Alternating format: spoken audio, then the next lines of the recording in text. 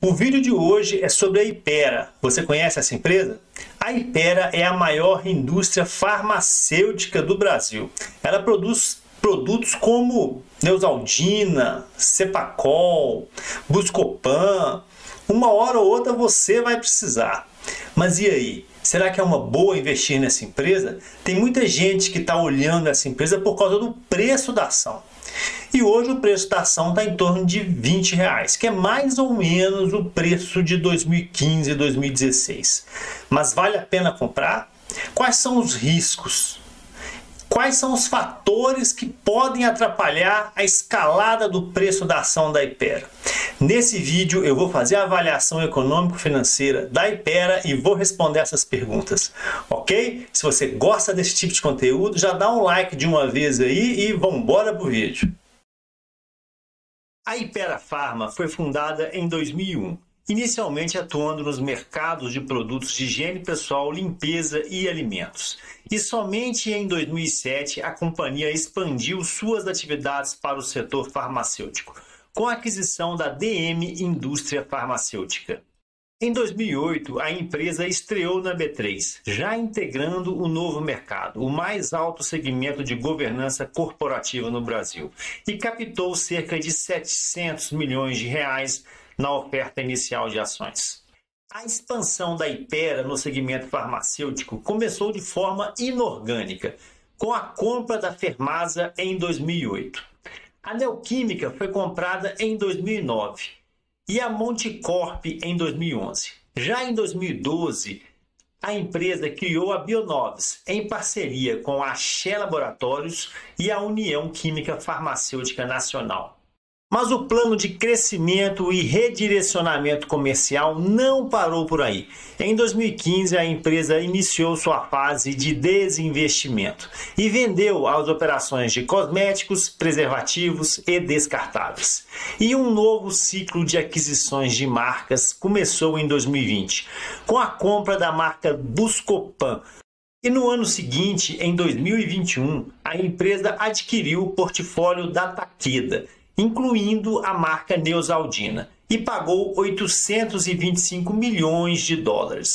No mesmo ano, a empresa retornou ao mercado de cosméticos, com a aquisição das marcas Simple Organic e BioAge.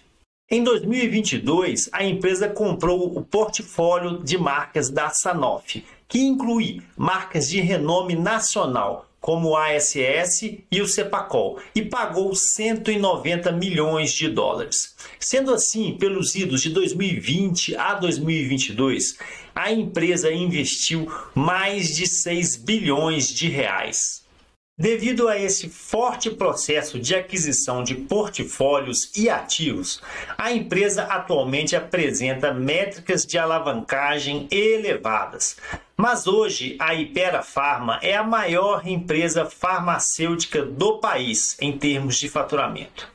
E o seu faturamento é dividido em 5 grandes segmentos de produtos.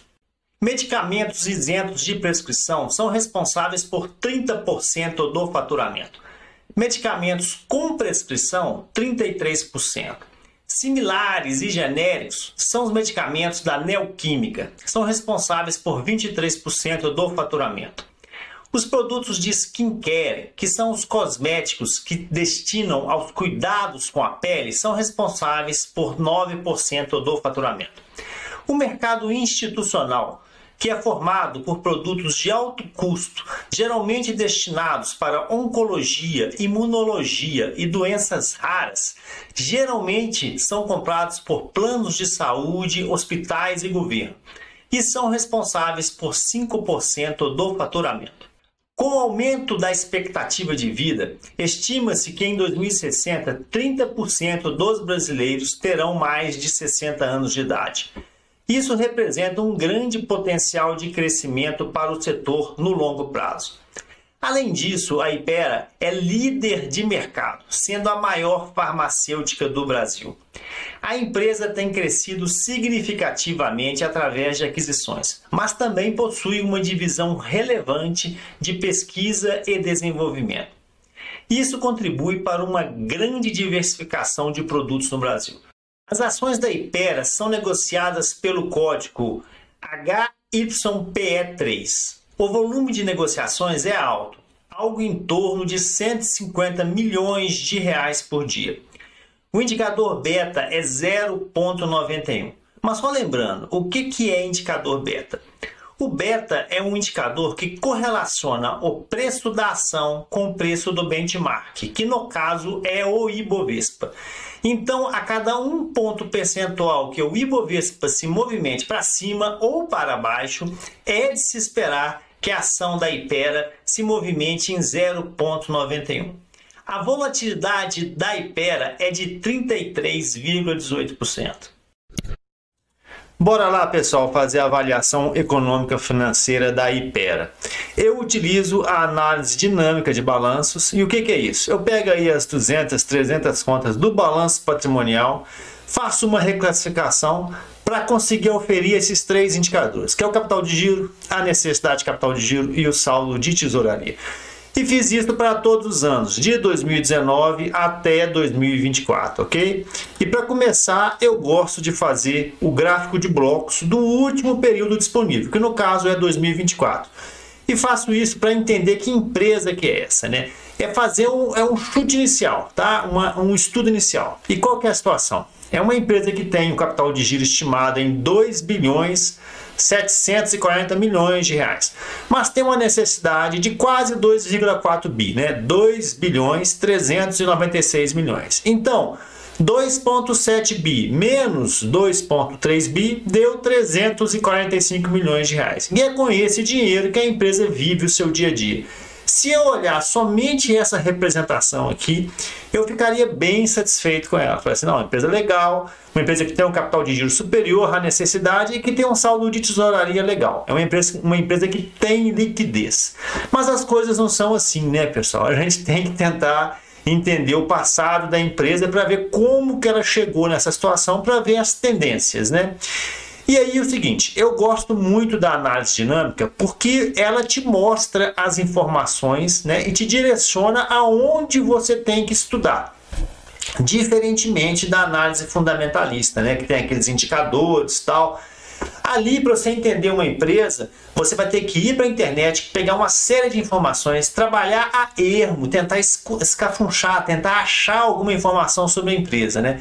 Já o modelo dinâmico, não, ele te direciona, né? E desde o marco zero, desde o primeiro momento, ele está me falando que essa é uma empresa que tem um problema de liquidez, né? E tem um problema de diminuição do capital de giro, né? Observe aqui, pessoal, vamos fazer a avaliação de 2020 para 2024. Olha o capital de giro que sai de 5,2 bilhões e vai para 2,7, né? Então aqui saiu 2,5 bilhões de dinheiro do capital de giro, né? Já o saldo de tesouraria sai de 4,2 e vai para 345. Então aqui consumiu praticamente 4 bilhões, né? Então 4 bilhões mais 2,5, né, são 6 bilhões e meio. O que a gente vê? É uma empresa que perdeu capital de giro e saldo de tesouraria ao longo desses anos, estimados em 6 bilhões e meio. A grande questão é saber o seguinte, para onde que foi esse dinheiro, né? E para começar, eu gosto de pegar essas informações, que são os indicadores ano a ano, e jogar no gráfico, né? Porque ele vai me mostrar a tendência, e isso é muito importante nesse modelo. O que eu percebo? Capital de giro lá em cima, soberano, né? Saldo de tesouraria sempre positivo e a necessidade de capital de giro inferior ao capital de giro próprio. Então é aquilo, se olhando isso aqui você fala, ah, beleza, tal, mas a tendência é ruim. E a tendência do capital de giro é declinante e a tendência do saldo de tesouraria é declinante. A necessidade estava subindo e depois está constante. Vamos dizer que de 22 para 24, ela está constante, não é o problema. Nós temos que entender para onde que foi esse dinheiro, pessoal. Para onde que foi o dinheiro que consumiu o capital de giro e que consumiu o saldo de tesouraria. E é para isso que eu vou analisar as três contas. São só três contas, que é o capital de giro, a necessidade e o saldo de tesouraria. Então dá para fazer um estudo analítico sobre essas três contas. E vamos começar pelo saldo de tesouraria. Vamos lá. O saldo de tesouraria, pessoal, é aquilo, né? É declinante, né? Ele teve seu ápice em 2020, né? quando ele bateu 4,2 bilhões de reais, e de lá para cá vem descendo de forma gradativa e está baixando aí para um nível de 350 milhões de reais, né? Se a gente for olhar a composição da conta, como a conta é calculada? É o caixa, mais o que a empresa tem em disponibilidades no banco, mais as aplicações financeiras de curto prazo, menos os empréstimos de curto prazo, né? E se a gente for olhar os números aqui, o amarelinho, que eu colori de amarelinho, a célula, já mostra pra gente que a conta de aplicações financeiras, né, ela diminuiu em 3 bilhões de reais, né? Veja você, né, 4,7 para 1,6, diminuiu 3 bilhões de reais. E por outro lado, a conta de empréstimos de curto prazo saiu de 460 milhões de reais e foi para 1,300. Então aqui estão os 4 bilhões, tá, pessoal? O saldo de tesouraria, ele caiu em 4 bilhões e ele caiu em 4 bilhões porque a empresa contraiu 1 bilhão de reais em empréstimos e ela perdeu 3 bilhões de reais em aplicações financeiras. A questão é o seguinte, para onde que foi esses 4 bilhões de reais, né? Isso aí nós vamos começar a olhar pela necessidade do capital de giro, né? Quem sabe esse dinheiro aqui, esses 4 bilhões de reais foi para necessidade. Vamos lá? Vamos olhar? E logo de cara, pessoal, eu tenho uma péssima notícia para falar para vocês. A necessidade de capital de giro não consumiu o saldo de tesouraria, tá? Ou não consumiu da forma que a gente esperava que ela tivesse consumido, que seria mais fácil a análise, né? O que nós percebemos, né? Vamos avaliar aqui de 2020 a 2024, né? A necessidade de capital de giro sai de 1 bilhão e vai para 2,4, né? Então ela multiplicou por 2,4. A receita, ela não multiplicou por 2,4, ela multiplicou por menos, né? Saiu de 4 e foi para 7,4 bi, né? Multiplicou aí por 0,9, quase que dobrou, vamos dizer assim, né? E enquanto a necessidade de capital de giro subiu e aí em torno de 140%, né? Vamos arredondar, 100 contra 140. Né? E o que a gente percebe aqui? As alterações de 2020 para 2024, né, que foram relevantes, eu colori de amarelinho. E você vai perceber que mesmo o que eu colori de amarelinho, não tem nada aqui que você possa virar e falar assim, não, esse é o motivo para onde o saldo de tesouraria foi, né? Não tem, né? Você pega aqui as contas do passivo, né? Saiu de 220 para 440, 270 para 380, teve sim uma variação positiva e essa variação positiva nas contas do passivo, ela é boa, olha aqui o joinha aqui do lado, né? E a única conta que você pode falar assim que levou um pouco de dinheiro é a conta de estoques, que essa sim saiu de 920 milhões e bateu 1,9 bi. Mas ela subiu, o que é ruim, mas por outro lado, todas essas outras contas aqui também subiram, o que é bom. Então, as contas do passivo acabam que financiaram um pouco a variação de estoque, tá? Pessoal, a origem da diminuição do saldo de tesouraria em torno de 4 bilhões de reais aqui não está na necessidade de capital de giro, e eu já provei porque não tem nenhuma variação relevante. Vamos ver o capital de giro? Quem sabe está lá. Indo para o capital de giro, pessoal, bingo, já achamos, né?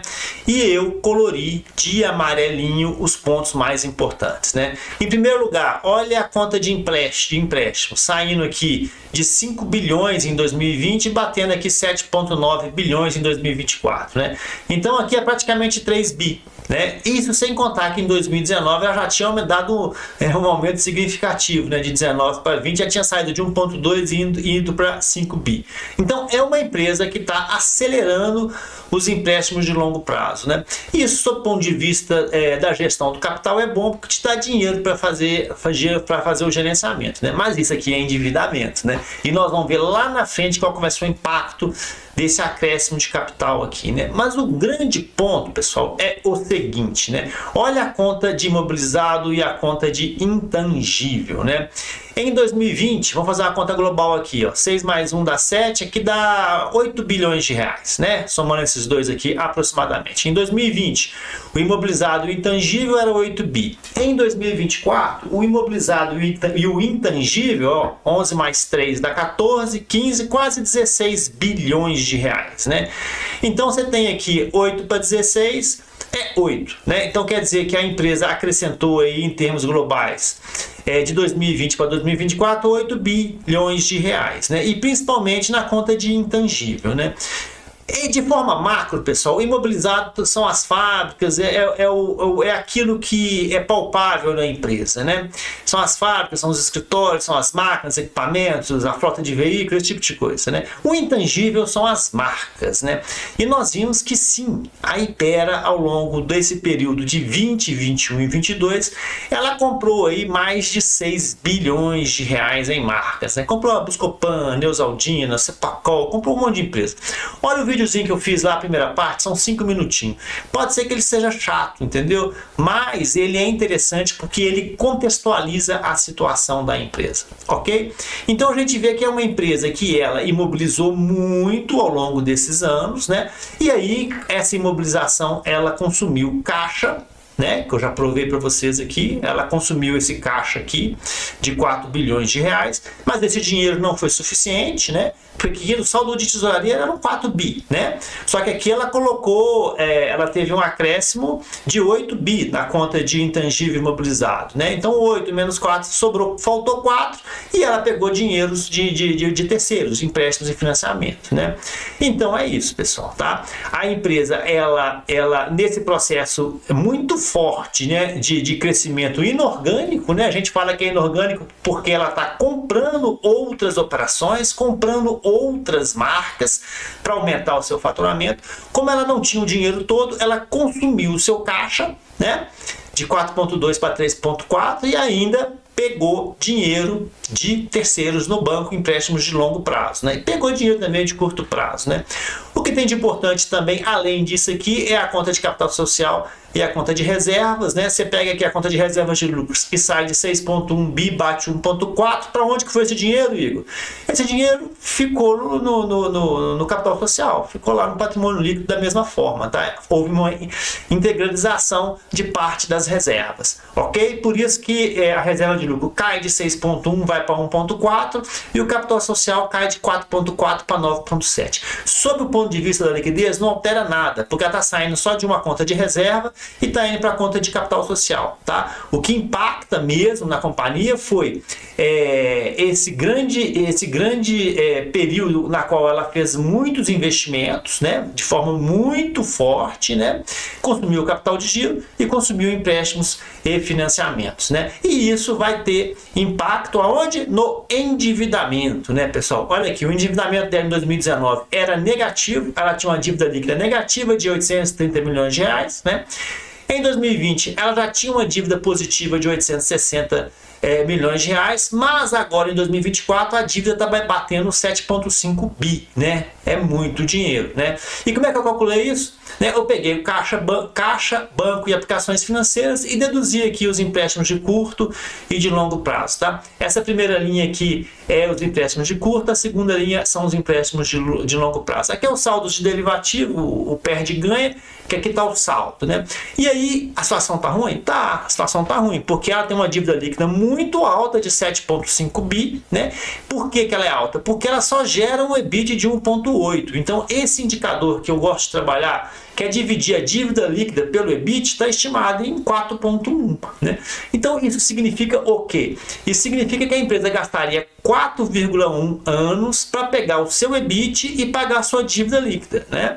Obviamente, isso não é possível, né? Essa dívida ela não é equacionada em 4 anos. Mas por que não é? Ela não é porque o EBIT, né, esse número aqui, que é 1,8, com esse número você ainda tem que pagar o resultado financeiro, que no caso da Hypera está negativo aqui nos últimos 3 anos, com a média de 900 milhões de reais, e ainda tem que pagar os impostos, né? Então, ou seja, essa dívida hoje que a Hypera tem de 4,1 anos, se ela virasse e falasse assim, eu quero pagar essa dívida, isso aqui é dívida para pagar em 12, 13 anos, né? Porque essa que é a conta. E isso se ela parar com o seu crescimento inorgânico, né? Se ela cessar completamente novas aquisições de novas plantas, investimentos em novas plantas, aquisição de novas marcas, ela gastaria aí uns 10 a 11, 12 anos para fazer isso, né? O que tem de ruim aqui, pessoal, é que a gente percebe que é uma empresa que tem uma dívida líquida muito alta, né? Com um indicador de 4,1, dívida líquida versus EBIT, e ela tem um resultado financeiro muito ruim, né? De 900 milhões de reais, né? Isso é bem complicado, né?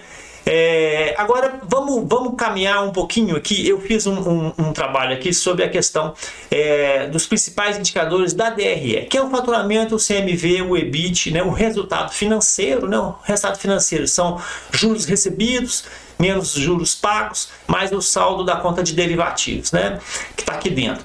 E o lucro líquido, né, que é importante. E o que a gente vê aqui, pessoal? Nós vemos que é uma empresa que comprou muitos ativos, muitas marcas, né, teve um investimento muito grande, e isso sim causou um impacto, né, levou o faturamento de 5,9 bi em 2021 para 7,9 bi em 2023. Mas ela já, em 2024, já teve uma perda de aproximadamente 5% do faturamento, né? E o faturamento já caiu de 7,9 para 7,4, né? Então, ou seja, teve um grande acréscimo de faturamento em virtude dos grandes investimentos que ela fez, né? Mas para 23 para 24 ela já teve uma queda no faturamento, né? Um ponto ruim aqui é o CMV. O CMV ele é crescente, né, pessoal? Olha aqui, em 2021 ele tinha um custo de mercadoria vendida de 36% e agora está batendo 41%, né? Então, até agora a gente viu o quê? Um faturamento de 23 para 24 decrescente e um aumento de custos, né, do CMV crescente, né? Então, assim, diminuiu 5% no faturamento e aumentou 5 pontos percentuais no CMV. O que acontece? EBIT reduzindo ano após ano, de 21 para 24, né? O EBIT sai de 33 para 33, vai para 31 e agora batendo 24,5. E o lucro líquido, pior ainda, né? Porque o lucro líquido ele também é declinante, assim como o EBIT, e é normal que seja, mas ele cai de uma forma mais forte ainda. Por quê? Porque ele tem que pagar o resultado financeiro. E é uma empresa que tem um resultado financeiro negativo em torno de 900 milhões de reais, né? E esses 900 milhões de reais, na média aqui dos últimos 3 anos, 22, 23, 24, né? Eles existem para pagar esse endividamento aqui, né? A companhia hoje ela deve 7,5 bilhões de reais e isso impactou um resultado financeiro de 840 milhões de reais, né? Então o que a gente vê? Uma empresa que sim, ela tem um nível de faturamento legal, sim, ela tem um CMV adequado, né? Mas ele está com uma tendência de piora, ela está com um EBIT, né? Que é alto, que é 24,5%, mas ele está com uma tendência de redução, né? E ela tem um lucro líquido que é alto, né? Que é de 18%, mas ele está com uma tendência de redução. Então, as tendências de faturamento, CMV, despesas financeiras e lucro líquido da Hypera são muito ruins, né? E isso o mercado não gosta dessa tendência, né? Ele deprecia a ação nesse momento, né? Nós temos que parar de romantizar a questão do endividamento, né? Vou fazer uma analogia aqui, eu vou comparar essa empresa com uma pessoa física qualquer. Pode ser eu, pode ser você, tá? Imagina o seguinte, que a gente tem um salário de 10 mil reais por mês, né? E que isso traga pra gente um faturamento de 7.400 reais. Vamos arrancar 3 zeros aqui na conta, tá? Então você trabalha o mês inteiro e tem um salário líquido de 7.400 reais. Gente, como que uma pessoa que tem um salário de 7.400 reais por mês pode achar normal pagar 840 reais de juros? Juros, não é amortização de dívida não, juros por mês. Não fecha a conta, né, pessoal? Não é legal, né? Aquela história que trabalhar sempre com o dinheiro dos outros é bom? É bom sim, você pegar dinheiro dos outros, né, ir para o mercado e pegar dinheiro a CDI mais 2, 3, 4 é bom demais, né, é bom. Mas ele tem um impacto no seu custo, né? Ele vai gerar despesa financeira e essa despesa financeira vai comer o seu EBIT e vai diminuir o seu lucro líquido, né? Agora, a Hypera, ela fez grandes investimentos, como eu mostrei aqui, né, para aumentar o seu faturamento. Então, o investimento foi feito imobilizado, foi feito no intangível, e isso impactou o faturamento, sim, mas isso também está trazendo uma despesa financeira muito alta que está asfixiando a companhia. Ao meu ver, se a gente for fazer uma análise assim mais superficial, porque essa análise que eu faço no canal, ela é superficial. Para eu fazer uma análise completa da empresa, eu demoraria muito mais. Só para vocês terem uma ideia, um trabalho desse eu gasto em torno de 16 horas, tá? Para fazer uma análise da Hypera assim, super legal, você gastaria no mínimo umas 40 horas, tá? Mas num primeiro momento, se olhando assim, eu vejo que é uma empresa que deu uma passada, né, maior do que as pernas, né? Ela fez um investimento muito grande em imobilizado e em aquisição de marcas, como nós já conversamos sobre isso, e isso trouxe um endividamento da empresa muito grande, em torno de 7,5 bilhões de reais, né?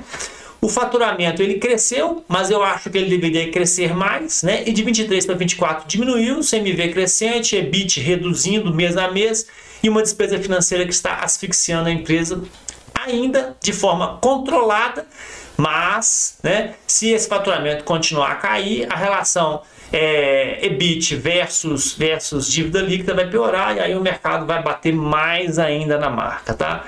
Ok? Essa é a minha avaliação.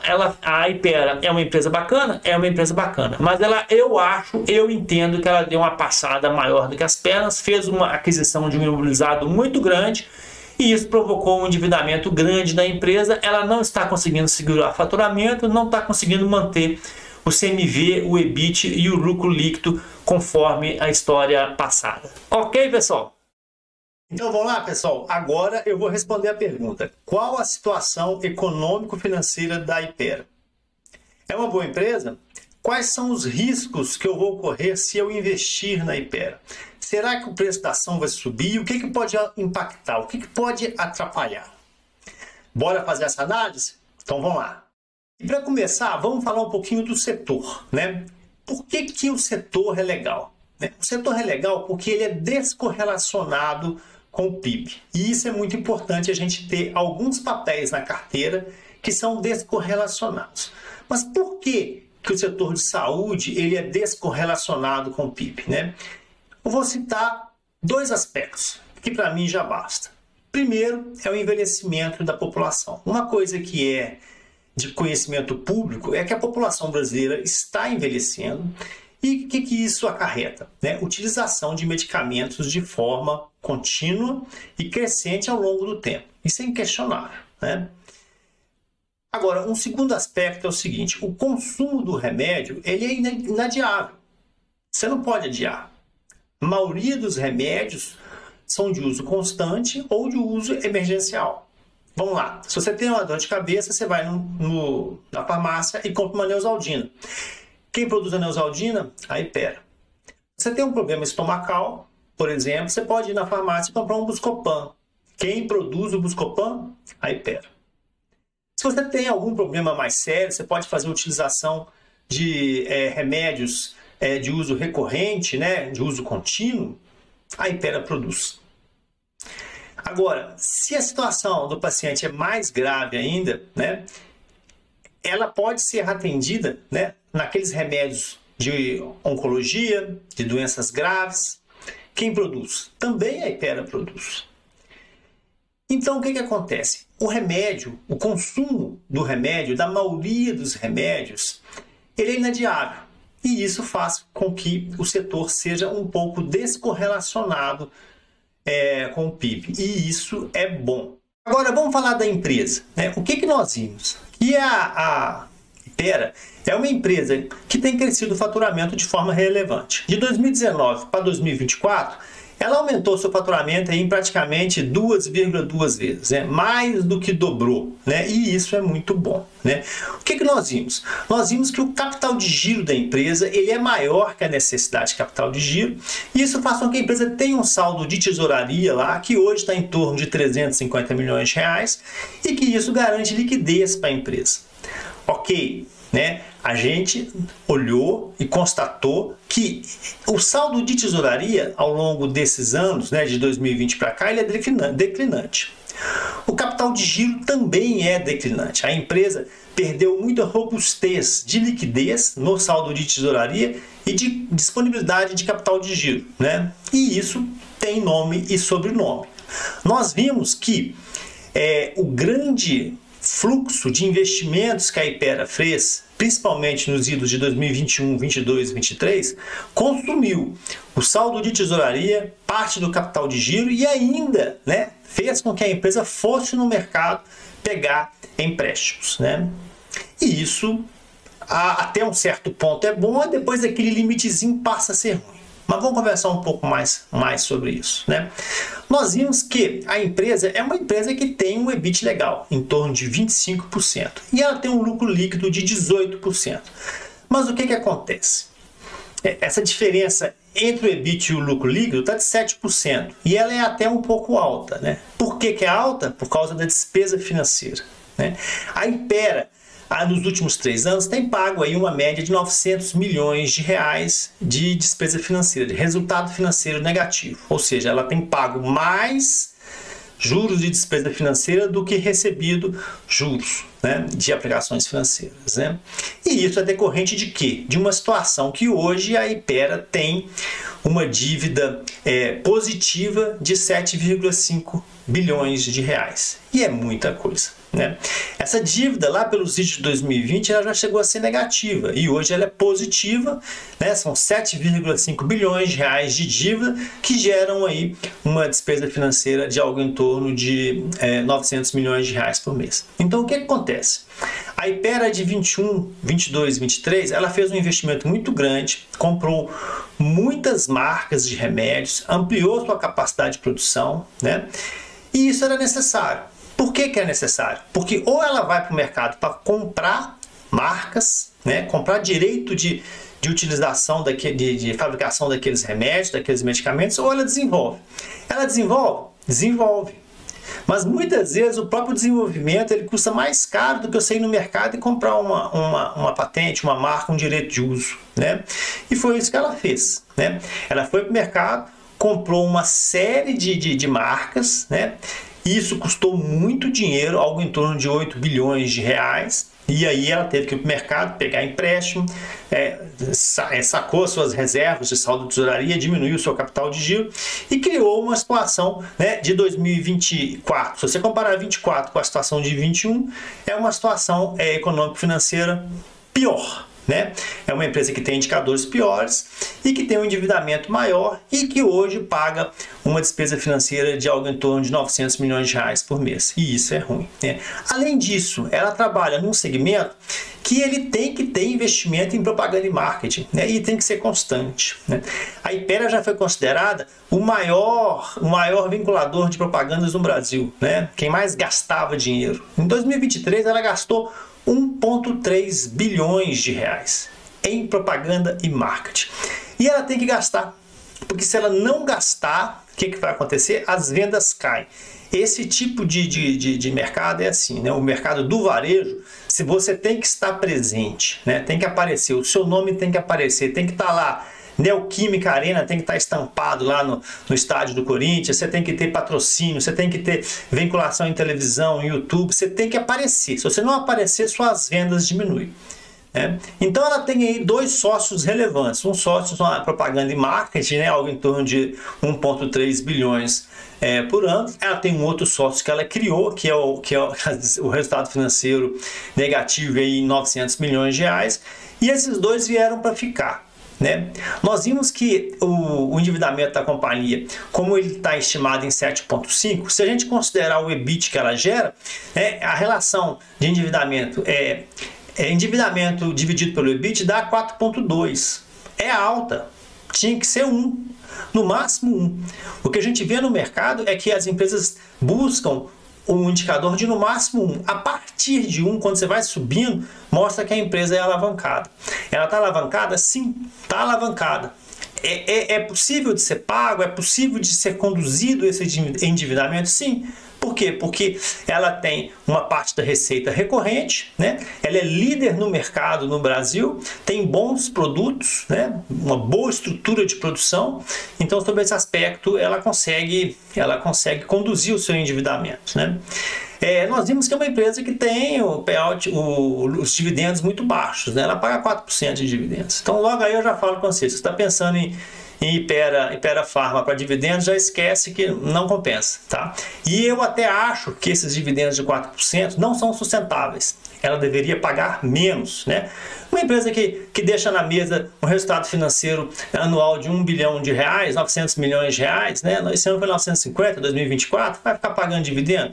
Dá uma equalizada na sua dívida, né? É melhor, fortalece o seu capital para depois voltar a pagar dividendos, né? Então, quais são os aspectos que impedem, né, os riscos que a Hypera tem hoje, né? O grande risco da Hypera chama-se o descontrole do endividamento, né? E como que isso pode acontecer, né? Nós vimos que a Hypera é uma empresa que está no DNA dela, está no sangue dela a aquisição. É uma necessidade do segmento, né? você tem que comprar marcas, você tem que expandir ou você tem que investir em P&D para desenvolver novos produtos que às vezes sai até muito mais caro, né? Só que ela está num nível de endividamento limite. Então, se ela continuar a se endividar para fazer esse crescimento maior do faturamento, conseguir novas marcas, aí eu acho que o mercado vai precificar e pode precificar ela de forma mais severa, né? Hoje a ação está por volta de 20 reais por aí.